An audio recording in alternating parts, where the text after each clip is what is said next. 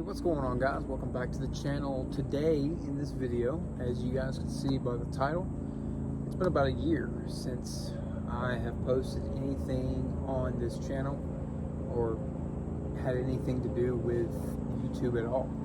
Of course, I've watched YouTube for the past year, but I have not uploaded anything, as you guys can already tell. But today in this video, I'm going to go over everything that I have done to Project Raptor for the past year. I haven't done a whole lot, just fixing some things and adding some new things, but let's go ahead and jump into it. So the first thing that I did was change out the door handles. I wanted a more modern look, I guess you could say. I wanted them to kind of match the resemblance of the new JL door handles, which the JLs are pull out and these are as well. I like them a lot better than the push the button in and you open the door. These are a lot better. I got these on Amazon. They're made by AL 4x4. I think it's all 4x4 if I'm not mistaken. I'll link them in the description below. They were roughly about 160 bucks, 150 bucks for the whole set. It comes with all four doors and including the rear cargo door as well. Pretty simple install. I didn't do an install, as you guys already know, on these door handles, but they're pretty fairly simple install. The rear ones, and I believe the front ones, it's either the front or the back. The rear ones are really hard to get to. The bolt on the inside of the door are really hard to get to, so I used a little bit of grease inside of a socket, and it held the bolt into the sockets without losing it inside the door frame, which would have sucked. But the front ones were fairly easy. I did have to cut some of the plastic trimming on the inside. I don't know if you guys can see it from here. No, you can't see it from here. You take the door panel off, and on the inside there's another plastic trim holding all the mechanical stuff together.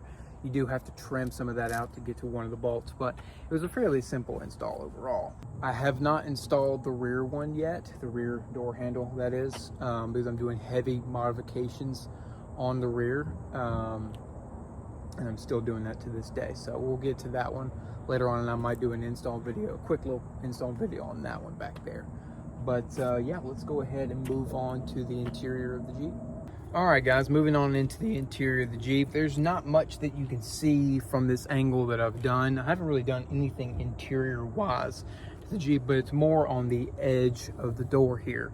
As you guys can see here, I have more gasket on the edge of the doors. I also did it to the freedom panel. You can see it a little bit right here. And this is a kit made by Jeep Leak Fix. I'm not going to go fully into detail on this install review of this product, but it fixed the leaking aspect of the Jeep. And all Jeeps, I think all Jeeps I've owned have leaked water from either the hardtop or the door. And I have finally found a solution to it using a company named Jeep Leak Fix. I'll link them in the description box below. You can go check them out. Install on it is kind of a little bit hard to do in some sections. It's very precise in some sections, but overall it's pretty easy. It's pretty easy overall. But it's just a gasket. It's basically weather stripping that you add to the front doors, the rear doors, the freedom panel, the back part of the hardtop, and some more stuff on the back part of the hardtop by the rear door and stuff. But we'll get to that in a future video, which we are going to be talking about future videos. I have some new ones coming up after this video, and some new exciting stuff. We'll talk about that a little later, but I will be doing a full video on this Jeep Leak Fix stuff. So stay tuned for that, and let's move on to the exterior back of the Jeep. Now, on to the back of the Jeep. As you guys can see, there are some new modifications I didn't post to this channel. Fairly to the point that was a very difficult install, and it took me a few days to figure it all out. The instructions weren't very detailed, and there's no video installs. Well, actually, there's a bunch of video installs on YouTube, but none from the maker of this tire carrier. And the maker of the tire carrier is DV8 Offroad. Some of you, or most of you, may recognize it. And some of you may recognize there's a few things that I'm missing here, but don't blame me. Actually, you can blame me. It doesn't matter. Anyway, this is their heavy-duty tire carrier. I think it's called TC1. I'll link it down in the description box below if you want to get it. Overall, I don't recommend it. And there's a few reasons behind that. This is not going to be a review video of this tire carrier. If you guys want a full in-depth review of the tire carrier, I'll give you my honest opinion on it. If you guys want that, comment down below and let me know in the comments. But overall, it's a great design. I like the design. If it was just a little bit more of a simpler install and the instruction manual was a little bit more detailed, maybe if DV8 made an install video about it, detailing every little step, it would have gone better and it would work properly. Right now it doesn't work properly and I'm having a lot of issues out of it.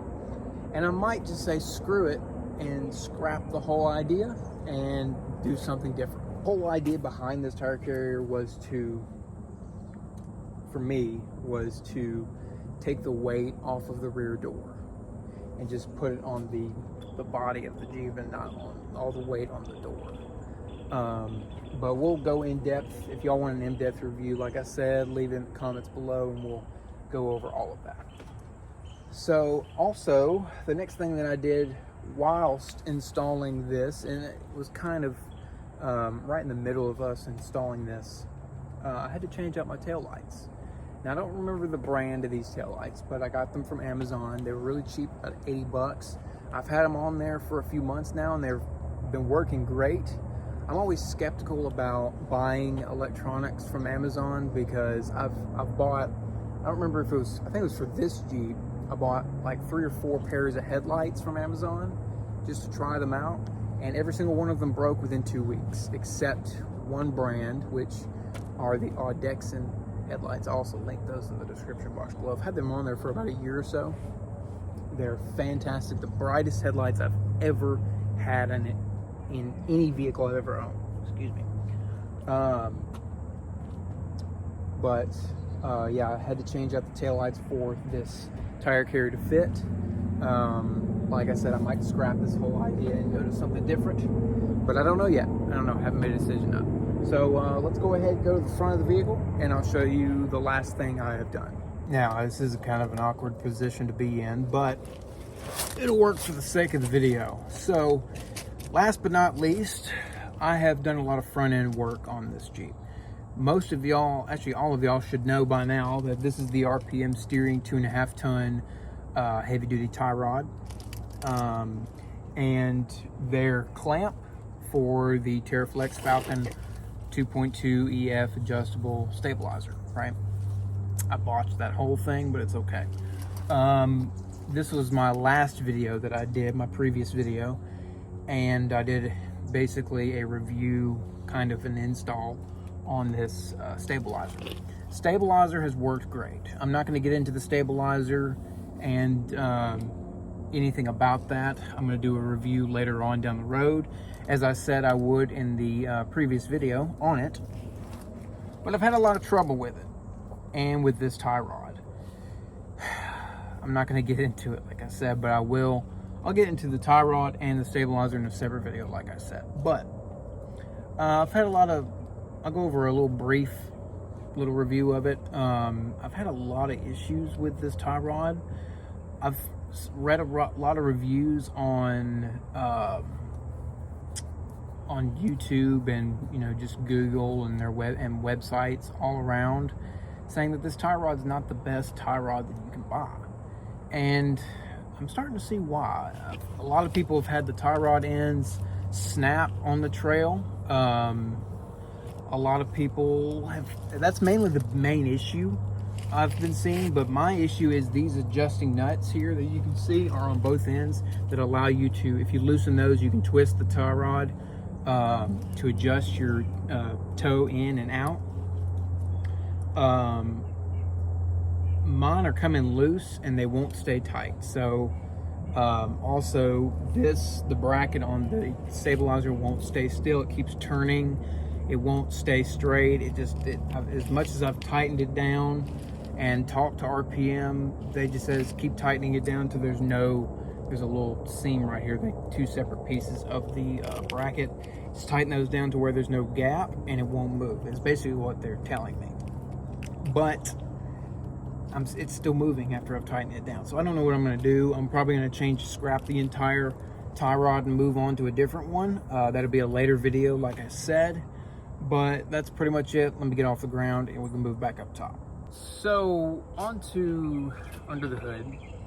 I haven't really had that many issues under the hood except one. It was a big misfiring issue. And I couldn't figure out what it was. I went through everything that I could possibly think of. Spark plug wires, coil pack, everything. Couldn't find the issue.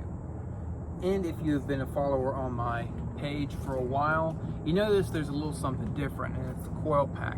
I used to have a purple coil pack on here, and it was made by RIP Superchargers. I went with their high performance coil pack, and I painted it purple. It came in the Mopar orange color. But I painted it purple to match the accents of the Jeep that I wanted to do, right? And I tested, when I was having the misfiring issue, I tested the coil pack to make sure it wasn't that. All the tests that I did to everything, including the coil pack, turned out fine. But I finally got sick of working on it and took it somewhere to Honest One Auto Care in Spring Hill, and they said it was a coil pack, and we replaced the coil pack. I put an NGK one on there. Always been a great brand. I haven't had an issue out of NGK products ever. And now I'm having a few more issues, not really with misfire issues, but like other just small engine code issues. I do have an engine code. I mean, who doesn't at this point? You fix one thing, something else pops up. And that's an issue I've always been having. So I've got to fix those engine codes a little bit later. I've got to do that. I added some new battery terminals. They're quick disconnect. I also got those from Amazon, and they work fantastic. I'll link those in the description box below. I had to replace my EGR tube, which is this tube right here. I don't know if you really can see it. It's on the upper intake manifold and goes on down to the EGR canister. I think that's what you call it, the EGR canister. Really, the story was I was driving down the road, and this red cable here, which is my monoblock for my sound system, was laying on top of it and burned right through the EGR tube. My entire dashboard lit up like a Christmas tree. The engine started smoking, and I had to pull over, and it was a whole scene. So needless to say, I got that replaced, and it was a pretty easy install, or a pretty easy replacement. But that's about it. Yeah, so don't lay wire on top of something that's hot. Make sure it's tied up. So that's my word of advice to y'all. Maybe hopefully you're smarter than me, because I'm not really that smart. But let's go ahead and close out this video, and I'm going to share you guys some insight on what's coming next. Future videos. So future videos, we've got Scar Audio sound system in here. I'll link that video in the description box below. Part 2 of that video is coming soon. Probably going to be coming next week. I have a new part I'm going to install in here. I'll show you guys how to install it. Not going to give you guys any teasers, but that's the only teaser I'm going to give you.